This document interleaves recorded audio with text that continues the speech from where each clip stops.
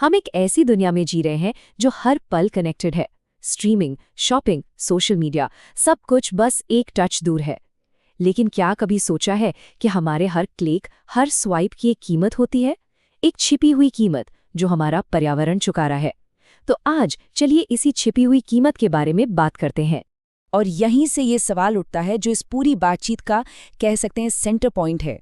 हम सबने सुना है कि डेटा नया तेल है। तो अगर डेटा आज की इकोनॉमी का ईंधन है, तो फिर ये डेटा सेंटर्स क्या हैं जो इस डेटा को स्टोर करते हैं, प्रोसेस करते हैं? क्या ये नई रिफाइनरी है या फिर कुछ और? आइए इसी सवाल की तह तक चलते हैं। देखिए, जब हम डंपिंग शब्द सुनते हैं तो अक्सर हमारे दिमाग में आता है कि कोई देश अपना सस्ता माल या फिर कचरा किसी दूसरे देश में फेंक रहा है। लेकिन यहाँ मामला थोड़ा अलग है। हम बात कर रहे हैं डेटा डंपिंग की। ये एक बिल्कुल नए तरह की डंपिंग है। तो समझने वाली बात ये है कि ये कोई गैर कानूनी स्मगलिंग नहीं है। असल में ये एक पॉलिसी का मामला है। ये तब होता है जब कोई सरकार कुछ बड़ी कंपनियों के फायदे के लिए ऐसी टेक्नोलॉजी को अपने देश में आने देती है जो असल में वहाँ के लोगों और पर्यावरण के लिए नुकसानदायक है, जैसे कि पुराने और बहुत ज़्यादा बिजली पानी इस्तेमाल करने वाले डेटा सेंटर्स। तो ये समझना जरूरी है कि प्रॉब्लम अपने आप में डेटा सेंटर्स से नहीं है। हमारी डिजिटल दुनिया के लिए वो बहुत जरूरी हैं। असली लड़ाई है अच्छे और बुरे डेटा सेंटर्स के बीच। उनका डिजाइन कैसा है और वो बनाए कहाँ जा रहे हैं, सारा खेल इसी बात का है। तो चलिए देखते हैं इन दोनों में आखिर फर्क क्या है। और फर्क जमीन आसमान का है।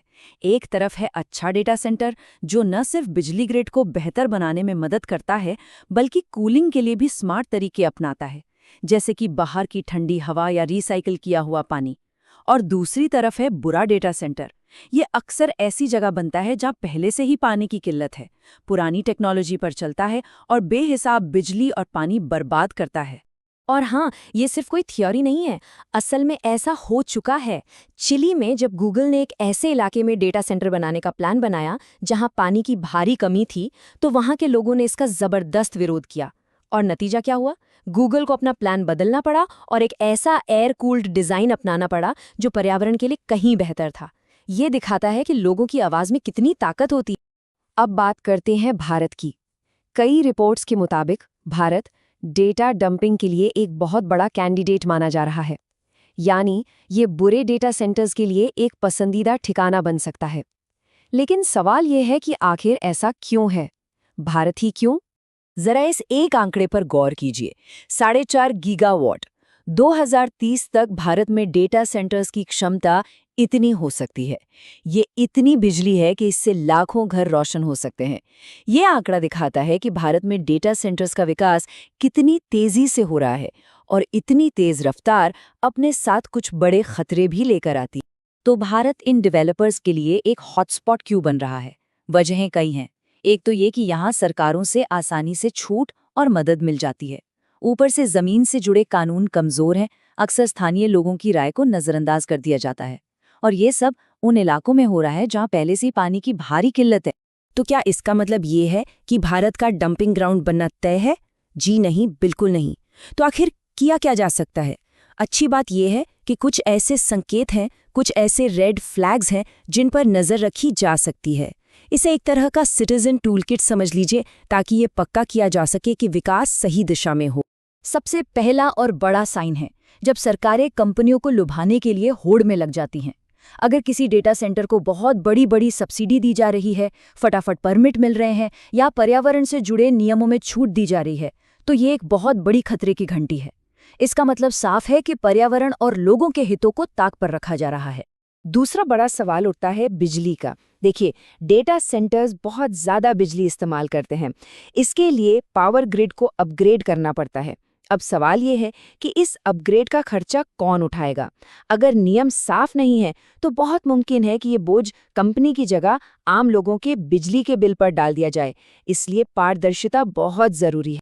तीसरा और शायद सबसे ज़रूरी संकेत है पानी। अगर कोई डेटा सेंटर ऐसी जगह बन रहा है जहां पानी की पहले से कमी है, तो उसका एक पब्लिक और बाइंडिंग वाटर बजट होना ही चाहिए। मतलब ये साफ साफ बताया जाए कि वो कितना पानी इस्तेमाल करेगा, और अगर पानी की कमी हुई तो उसका प्लान क्या है। और आखिरी चौथा साइन है सीक्रेसी, यानी हर चीज को पर्दे के पीछे रखना। अगर किसी प्रोजेक्ट के बारे में जानकारी छिपाई जा रही है, सरकारी कंपनियों के साथ नॉन डिस्क्लोजर अग्रीमेंट यानी NDA साइन हो रहे हैं, या पर्यावरण से जुड़ी रिपोर्ट्स आसानी से नहीं मिल रही हैं, तो समझिए कि कुछ गड़बड़ है। पारदर्शिता ही अच्छे गवर्नेंस की पहचान है, और जहां गोपनीयता होती है वहां अक्सर कुछ ऐसा छिपाया जाता है जो जनता के हित में नहीं होता। तो घूम फिरकर हम उसी बड़े सवाल पर आ जाते हैं। हमारी डिजिटल दुनिया की भूख लगातार बढ़ रही है। हमें और डेटा चाहिए और तेज स्पीड चाहिए, लेकिन इस मांग की एक कीमत है, एक पर्यावरणीय कीमत। सवाल ये है कि ये कीमत किसे चुकानी चाहिए? क्या कंपनियों को, या सरकारों को, या फिर हम सबको मिलकर? ये एक ऐसा सवाल है जिस पर हम सभी को गंभीरता से सोचने की जरूरत है।